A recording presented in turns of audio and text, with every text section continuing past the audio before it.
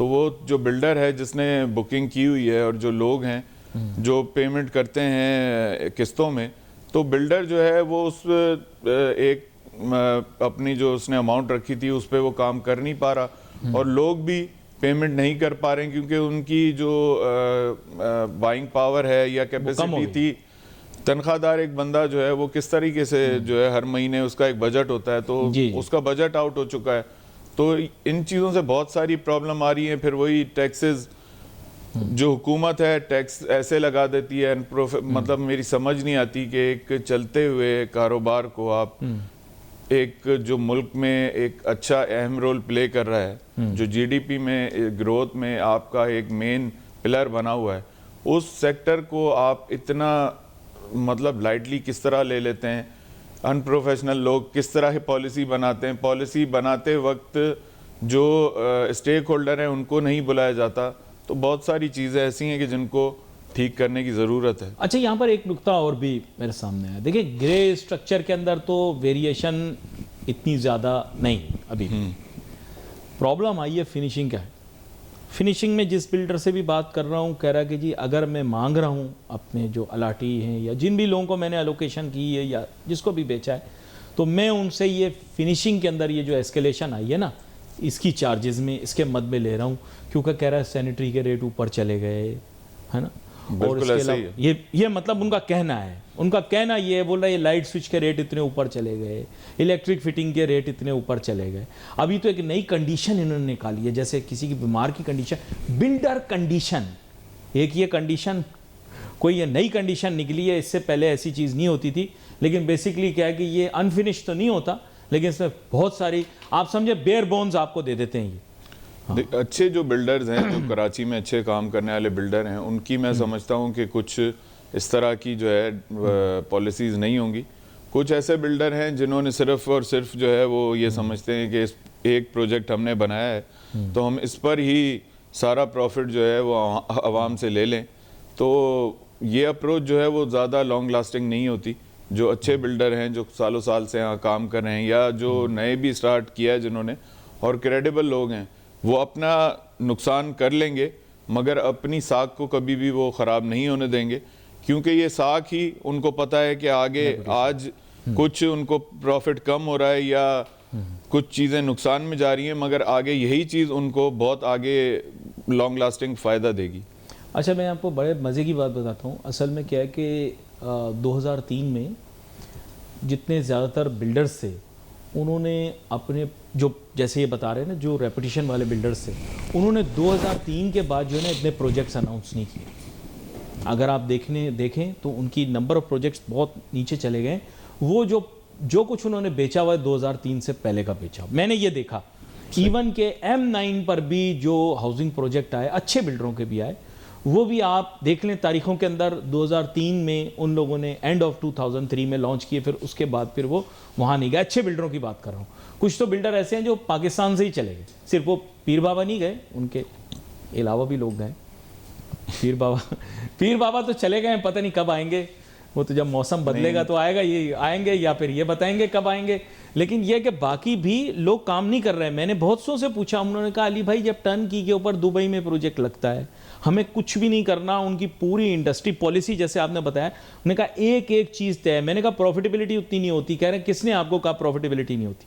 उन्होंने कहा दुबई में प्रॉफिटेबिलिटी भी है, सिस्टम भी है, पॉलिसी भी है, ट्रांसपेरेंसी भी है, बिल्डर भी महफूज है और जो बंदा खरीदने जा रहा है वो भी महफूज है। Is it correct? जी, देखें दुबई में भी पहले एक क्राइसिस आया था, उसके बाद उन्होंने अपनी पॉलिसीज़ को जो है वो बेटर किया है। और अब इसी तरीके से पाकिस्तान में भी रियल एस्टेट सेक्टर, और दुबई में भी आप देख लें, टर्की में भी देख लें, लोग वीज़ा दे रहे हैं। अब उन्होंने, दुबई वालों ने देखा है कि कुछ जो है वो सेल्स में कुछ शायद कमी महसूस हुई है उनको, तो उन्होंने गोल्डन वीज़ा देना शुरू कर दिया है। इसी तरह पाकिस्तान में जिन बिल्डरों ने एक बहुत बड़ा काम किया, ज़ाहिर है कितने बड़े कैनवस पे आप काम कर रहे हैं, कुछ चीज़ें अच्छी भी हुई हैं, कुछ गलत भी हुई हैं, तो उनको रेक्टिफाई करें, उनको पाकिस्तान में बुलाएं, ताकि ये जो हज़ारों लोग जो है उनका स्टक हो गया है पैसा, वो बाहर निकले और जो भी मामलात हैं वो सेटल होने चाहिए हमारी। लेकिन वहाँ तो वो बताते हैं कि पूरा फाइनेंसिंग का एक मैकेनिज्म है, जी जी बिल्डर सारा पैसा अपनी जेब से नहीं निकालता, जिन लोगों को बेचता है उनसे भी एक पोर्शन लेता है, बाकी वो बोरो भी कर सकता है। तो मैं बड़ा हैरान हुआ, उन्होंने बताया कि हमारी पूरी टाइमलाइन होती है जो पूरी डिस्कस होती है, उनकी अथॉरिटीज़ के साथ आपको इंटरेक्ट करने की 1-to-1 ज़रूरत नहीं है, सारा कुछ कंप्यूटराइज है, फॉर्म वॉर्म जमा होते हैं, पूरी एक इंडस्ट्री बनी हुई है। इस तक के प्रोडक्ट की लॉन्च के लिए भी जो है टर्न की कंपनीज मौजूद हैं जिनको आप बताते हैं, वो प्रेजेंटेशन वगैरह बना, हर चीज़ उनकी तैयार। हमारे यहाँ क्यों नहीं हो सकता? बल्कि आगाज़ में ये बात की थी कि पॉलिसीज़ अगर डिवाइस्ड हों तो कभी भी जो कंस्ट्रक्शन सेक्टर के लोग हैं वो कहीं और काम करने के मुतल्लिक नहीं सोचेंगे। अगर ज़्यादा दूर तो नहीं, 1.25 घंटे के फासले पे अगर हवा सही चल रही है रुख पे तो बंदा वहाँ पहुँच जाता है। उनकी पॉलिसियाँ भी थोड़ी सी अडॉप्ट कर लें, क्या बुराई? मैंने तो यही सुना था कि उनकी पॉलिसियाँ यहाँ आएंगी, कब आएंगी? ईजी है बहुत उनको अडॉप्ट करना, उनका कंप्यूटराइज सिस्टम है। आप कह रहे हैं सिंध में, मैंने सुना है, और ये बड़ी अचीवमेंट होगी नासिर हुसैन शाह साहब की।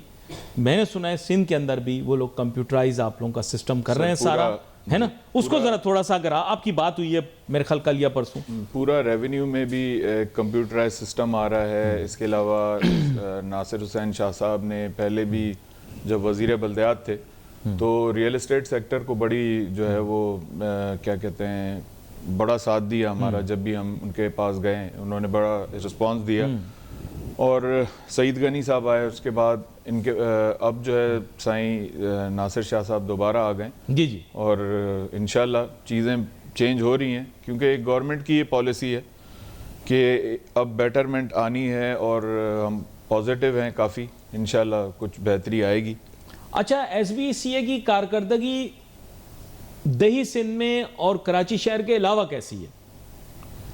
देखें, SBCA की पॉलिसी जो है वो अनफॉर्चुनेटली कहना मैं चाहूँगा कि वो ठीक नहीं है, मगर ठीक करने की तो उसको ज़रूरत है। और मैं समझता हूँ कि अब कुछ चेंजिंग आ रही है आने के बाद, पूरे सिंध के अंदर लागू होने के बाद बेहतर हुई है सिचुएशन या मुश्किल हुई है सिचुएशन? चलो सीधा, अब बेहतर होगी।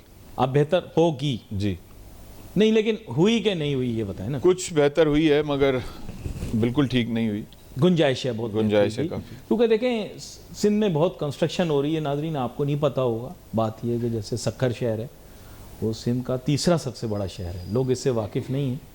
और हैदराबाद शहर है, आप हैरान होंगे, इतना अच्छा शहर है लेकिन वहाँ पर तरक्की बहुत कम है। बहुत पढ़े लिखे लोग वहाँ से बिलोंग करते हैं, लेकिन और बहुत पढ़े लिखे लोग सक्खर से भी बिलोंग करते हैं। और बहुत सारे बिल्डर भी ऐसे हैं जो अगर आप ज़रा सा पूछें तो आपको पता लगता है पीछे वो सक्खर से ही आए हैं। मैं खुद भी सक्खर से ही बिलोंग अच्छा, जी जी, पता नहीं था, लेकिन चलो अच्छी बात है, आपने तारुफ करा दी है ये बात भी। लेकिन मेन एम ये कि वहाँ से काफ़ी बिल्डर आए, आप भी हैं और लोग भी हैं इस शोबे से ताल्लुक़ रखते हैं। तो मेन एम ये है कि ये भी तो up and coming economies of this province का हिस्सा है ना, इन पर भी हमें फोकस करना है। मेरा तो जहाँ तक ख्याल है कि बड़ा पोटेंशियल है इसमें, आप नहीं सोच सकते। It is one of the fastest growing city. बहुत सक्खर, हैदराबाद का मैं इतना नहीं कह सकता, उसकी स्टेगनेशन की वजह आपको वाजे बता देता हूँ कि वहाँ पर मतलब ये कि गार्बेज डिस्पोजल हो या सिटी डेवलपमेंट हो, बहुत चैलेंजेस और प्रॉब्लम्स। सब थोड़ा सा उसके बारे में बात करना। सक्खर जो है सिंध का तीसरा बड़ा शहर है और सक्खर से जो बिजनेस का एक हब माना जाता है, जो बिल्कुल टेरिटरी लगती है अपर सिंध लोअर सिंध, उसके साथ साथ सक्खर में जो पिछले कई सालों से काम नहीं हुआ, अभी सक्खर में काफ़ी काम हुआ है। वहाँ पे जो डिस्ट्रिक्ट नाजिम है या उन्होंने बड़ा काम किया है। और सक्खर की जो मैं कहूँगा कि सक्खर से काफ़ी लोग इधर आए हुए हैं और बहुत अल्लाह का शुक्र है कि यहाँ पे उन्होंने नाम अपना बनाया है। इसके नासिर हुसैन शाह साहब भी सक्खर के ही हैं, खुर्शीद शाह साहब का भी ताल्लुक सक्खर से ही है। का प्रोमिनेंट लोग हैं ये, फेडरल मिनिस्टर साहब भी जो आबाद के पैटर्न चीफ हैं वो भी सक्खर से ही, उनका भी ताल्लुक सक्खर से ही है। जी जी।